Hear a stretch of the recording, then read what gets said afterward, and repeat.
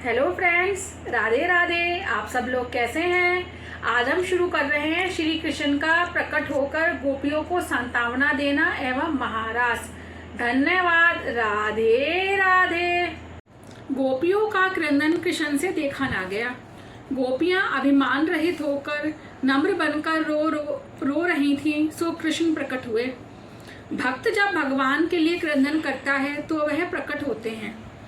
तुम दीनता से रो के पुकारोगे तो भगवान प्रकट होंगे और अभयदान देंगे। भगवान ने गोपियों को वचन दिया, मैं तुम्हें छोड़कर कहीं भी नहीं जाऊंगा। दशम स्कंद के 31वें अध्याय को गोपी गीत कहा जाता है। इसमें भिन्न भिन्न 19 गोपियों ने गीत गाए हैं। इन गोपियों के प्रकार वल्लभाचार्य महाप्रभु जी ने बताए हैं। पहला श्लोक बोलने वाली गोपी सात्विक राजसी थी, सो उसने प्रभु की प्रशंसा की। दूसरा श्लोक गाने वाली गोपी सात्विक तामसी थी, सो उसने श्री कृष्ण को उलाहना दिया। एक श्लोक तामस गोपी बोली, उसने कृष्ण को निष्ठुर कहा। सात्विक गोपी ने भगवान के उपकार याद किए। चौथी गोपी श्रुति रूपा निर्गुण थी, सो उसने कहा, आप तो समस्त देहधारियों के हृदय में बसने वाले साक्षी हैं, अंतर्यामी हैं। पांचवें श्लोक में अनन्य पूर्वा सात्विक गोपी ने भगवान की कृपा मांगी, अपना हाथ हमारे मस्तक पर पधराइए। छठे श्लोक की अनन्य पूर्वा सात्विक तामसिक गोपी ने कृष्ण पर अपना अधिकार बताते हुए दृष्टापूर्वक प्रार्थना की। गोपी गीत का उपसंहार करते हुए महाप्रभु वल्लभाचार्य ने सुबोधनी में कहा है, भगवान साधन संपत्ति से संतुष्ट और प्रसन्न नहीं होते। भक्तों की दीनता ही एकमात्र साधन है जो उन्हें प्रसन्न कर सकती है। गोपी गीत सुनकर श्री कृष्ण प्रत्यक्ष उपस्थित हुए थे, सो वैष्णव लोग इस गोपी गीत का पाठ करते हैं, किंतु कुछ संप्रदाय के अनुसार भगवान का प्रत्यक्ष दर्शन होने पर गोपी गीत का गान निषिद्ध है। गोपी गीत विरह गीत है, मिलन गीत नहीं। गोपियों ने कृष्ण को कपटी कहा था, हमें ऐसा नहीं कहना चाहिए। भगवान को दया नहीं आई और प्रकट ना हुए तो भगवत विरह में प्राण छटपटाने लगा।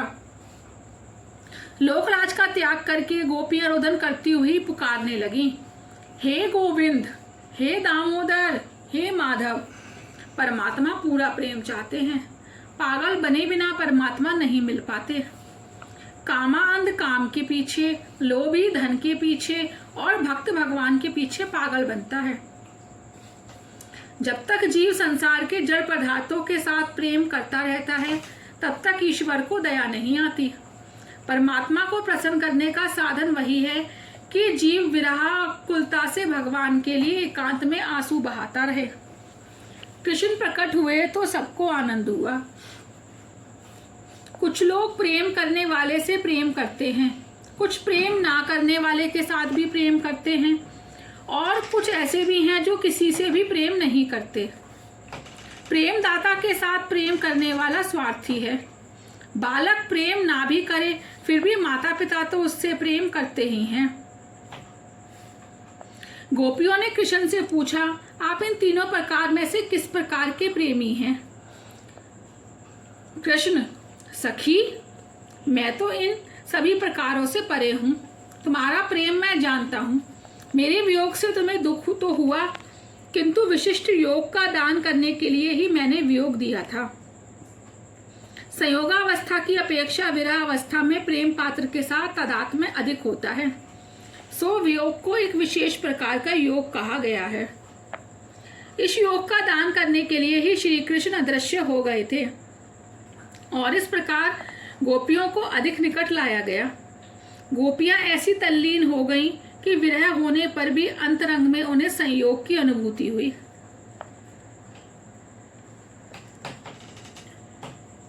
इस वियोग में तुम्हारी अपेक्षा मुझे ही अधिक व्यथित होना पड़ा। तुम तो एक दूसरे को सांत्वना देती थी। व्याकुल ललिता को विशाखा सांत्वना देती थी तो विशाखा को चंद्रावली, किंतु इधर मैं तो अकेला ही रोता रहता था।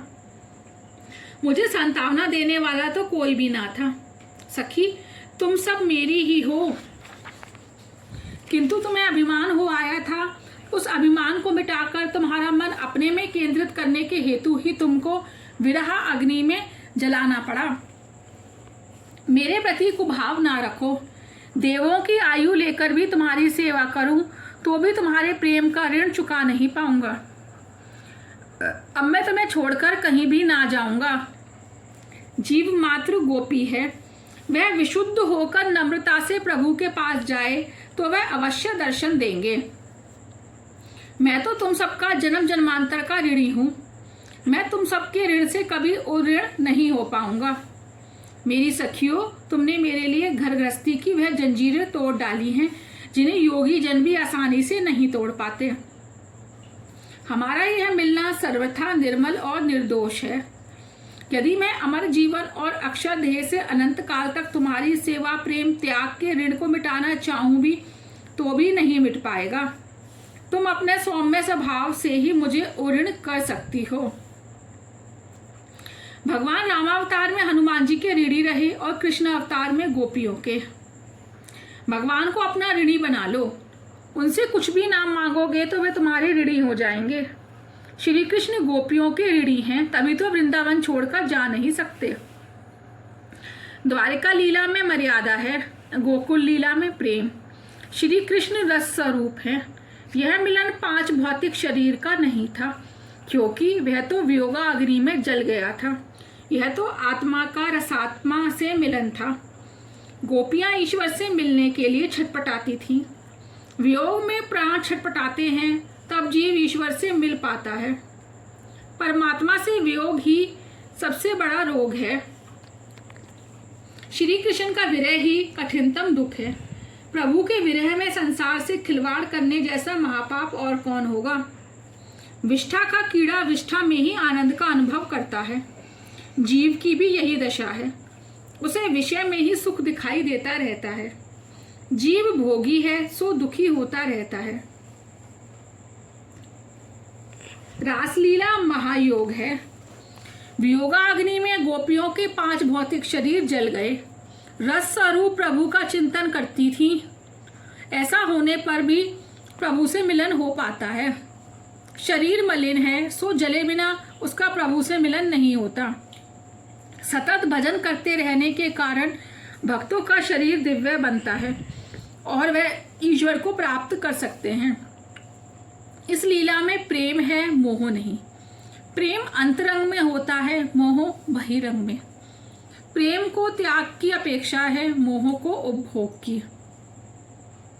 प्रेम विरह से पुष्ट होता है, मोह संयोग से। वियोग तो विशिष्ट प्रकार का योग है। वियोग तो विशिष्ट प्रकार का योग है। श्री कृष्ण ने ऐसे विशिष्ट योग का दान गोपियों को दिया। रासलीला में लौकिक कामाचार नहीं था। सभी की अवस्था 11 बरस से नीचे की थी।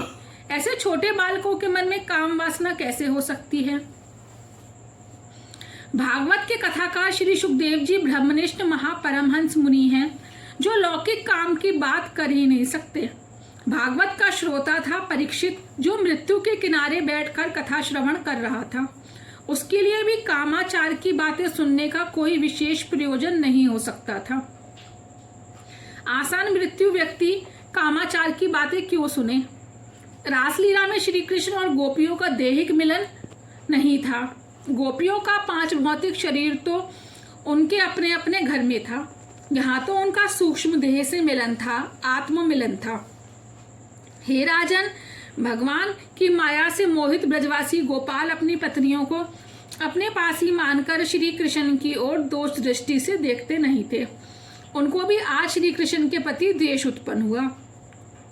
इस लीला में गोपियों के सूक्ष्म आध्यात्मिक शरीरों का ईश्वर से मिलन था। सूक्ष्म शरीर 17 तत्वों से बना हुआ है।